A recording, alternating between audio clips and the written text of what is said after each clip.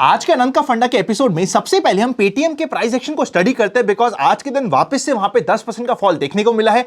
आपके लिए और हमारे लिए बहुत कुछ है यहां पे स्टडी करने के लिए, फ्यूचर में हमें काम आएगा। तो चलिए शुरू करते हैं।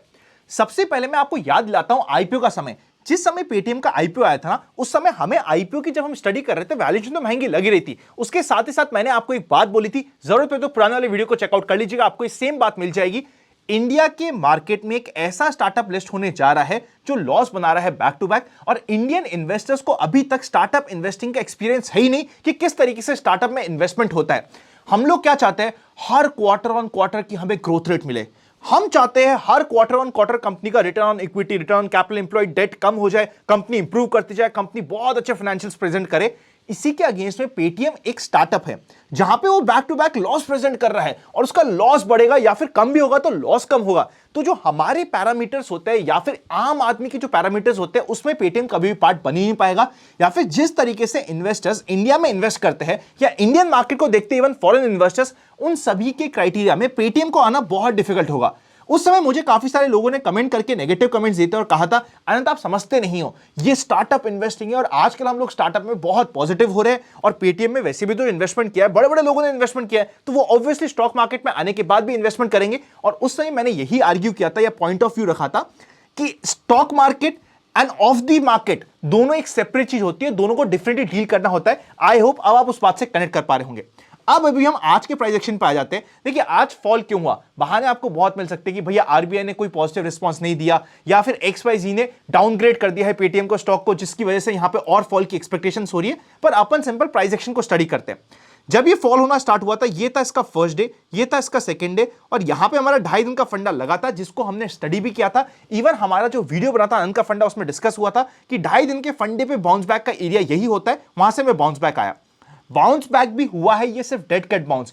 जब भी कोई फॉलिंग नाइफ में बाउंस आता है वो सिर्फ एक डेड कैट बाउंस होता है, ना कि कोई नई रैली की तैयारी होती है। तो यहां पे हमें बाउंस मिला पहले दिन, दूसरे दिन, और 2.5 दिन का बाउंस खत्म होने के बाद वापस से मार्केट में अपने ओरिजिनल डायरेक्शन की तरफ ये चले गया है। डेड कैट बाउंस हमेशा पहले बाउंस में प्ले किया जाता है 2.5 दिन के बाद। ऐसा नहीं कि हर 2.5 दिन के बाद आप रैंडमली बाउंस को प्ले कर रहे हो तो आप बुरे फंसोगे। तो सिंपल सी बात यह है, जब तक ये अपने पुराने स्विंग्स को तोड़ के एक नए फ्रेश हाई की तरफ जाने के लिए अल्ट्रा शॉर्ट टर्म के स्ट्रेंथ नहीं दिखाता है, पेटीएम का स्टॉक काफी ज्यादा वीक बना रहेगा। यहां पे आप ये आर्ग्यू कर सकते हो कि और कितना ही टूट जाएगा, वो तो ना मुझे पता है ना ही आपको पता है। पास्ट में भी हमने बहुत सारे एग्जांपल्स देखे, फॉर एग्जांपल DHFL हो गया, येस बैंक हो गया, जो अभी के नए इन्वेस्टर कनेक्ट कर पाएंगे कि भैया there is no bottom of a falling knife. Bottom क्या होगा उसको प्रेडिक्ट करने के चक्कर में गए तो बहुत दिक्कत आ जाएगी। कुछ लोग ये भी कह रहे हैं आज के दिन, जिनको मैं सुन रहा हूं, कि इंडिया के अभी के ग्रोइंग मार्केट में अननेसेसरी पेटीएम जैसी बड़ी कंपनी को गवर्नमेंट नहीं चाहेगी कि फेल हो जाए। जिस तरीके से येस बैंक को रेस्क्यू किया था, हो सकता है आने वाले समय में पेटीएम को भी रेस्क्यू कर जाए। मान लिया आपकी बात, पर कौन से लेवल पे? येस बैंक को भी तो 10 रुपए के भाव पे जाने के बाद रेस्क्यू किया था, और रेस्क्यू होने के बाद भी क्या इमीडिएटली प्राइस पॉजिटिव हो गया था? नहीं हुआ था। उसी तरीके से पेटीएम का प्राइस एक्शन आज के दिन नेगेटिव है, इसीलिए आपको अपनी स्टडी सोच समझ के करनी चाहिए। फॉलिंग नाइफ में अननेसेसरी उड़ते तीर लिए तो बाद में पछताना पड़ेगा। आई होप मैंने अपना पर्सनल ओपिनियन और स्टडी को बहुत ही क्लैरिटी के साथ आपके सामने प्रेजेंट किया है। आपका क्या ओपिनियन बन रहा है मुझे कमेंट करके बता दीजिएगा। क्या पेटीएम आने वाले समय में बढ़ पाएगा और हमें इसमें बाय करना चाहिए, या फिर इसे बाय बाय कर देना चाहिए क्योंकि ये फॉलिंग नाइफ बना हुआ है? क्या ओपिनियन बन रहा है कमेंट कर दीजिएगा। पता तो चले कि हमारी सब्सक्राइबर्स की फैमिली का क्या विचार है। चलिए चलते हैं नेक्स्ट पार्ट में, जिसका नाम है एक्सपेक्टेशंस फ्रॉम टुमारोज मार्केट।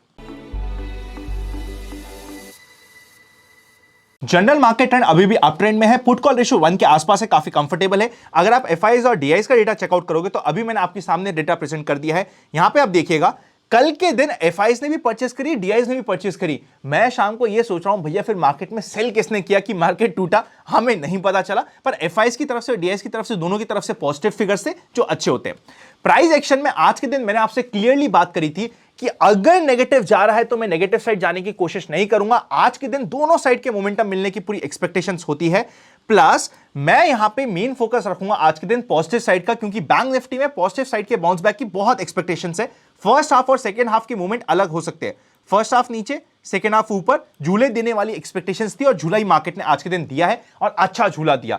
मतलब जितने भी वीक हैंड्स थे उन्हें वॉलिटिलिटी देना यहां पे बहुत जरूरी था।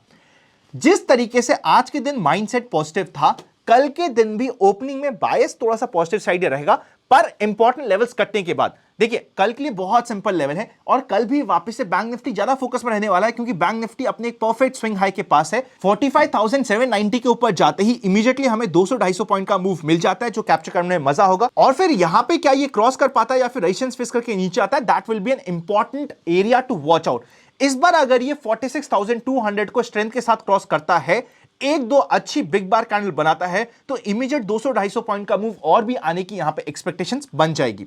कल के दिन बैंक निफ्टी के साथ साथ निफ्टी भी इक्वली इंपॉर्टेंट होने वाला है।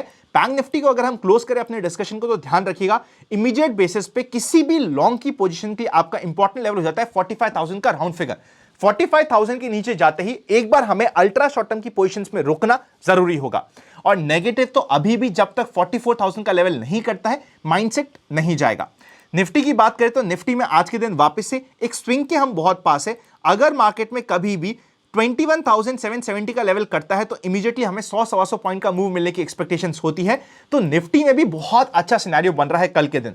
कल के दिन निफ्टी में मूव आना है तो बेस्ट के सिनेरियो में आपको अभी से बताता हूं, अगर ऐसा होता हुआ दिखे तो आपको स्टडी करना इंपॉर्टेंट होगा।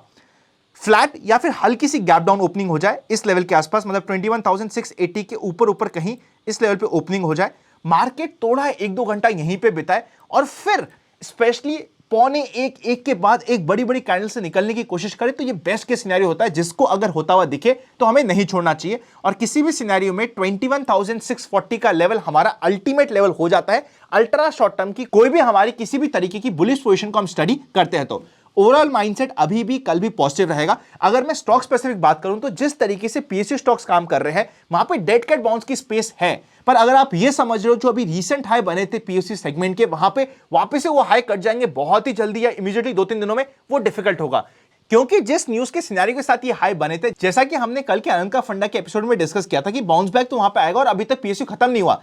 बाय द वे अगर कल का एपिसोड नहीं देखा ना तो देखना, आपको पता चलेगा वहां पे क्लियरली बात करी थी कि जिस तरीके से हुआ बना था पीएसयू का, करेक्शन आना लाजमी था, पर इस लाजमी करेक्शन के बाद ऐसा नहीं कि पीएसयू खत्म ही हो गया, बस ये बोलने की देरी थी। तो और आज के दिन पीएसयू सेगमेंट ने आग लगा दी पॉजिटिव साइड पे।